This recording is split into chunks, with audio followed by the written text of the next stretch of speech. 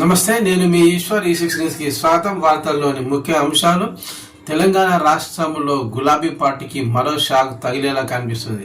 గులాబీ పార్టీలో మరో ఎమ్మెల్యే రాజీనామా దిశగా వెళ్తున్నట్లుగా వార్తలు వస్తున్నాయి. తాజాగా తెలంగాణ ముఖ్యమంత్రి రేవంత్ రెడ్డిని పొగుడుతూ దుబ్బాక గులాబీ పార్టీ ఎమ్మెల్యే కొత్త ప్రభాకర్ రెడ్డి ప్రశంసలు కురిపించారు.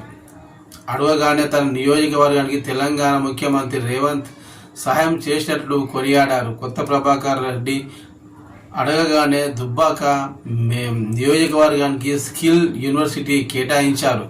అందుకు ఆయనకు ప్రత్యేక కృతజ్ఞతలు తెలిపారు. గులాబీ పార్టీ ఎమ్మెల్యే కొత్త ప్రభాకర్ రెడ్డి గులాబీ పార్టీ హయాంలో దుబ్బాక నియోజకవర్గానికి పెద్దగా నిధులు రాలేదని వ్యాఖ్యానించారు.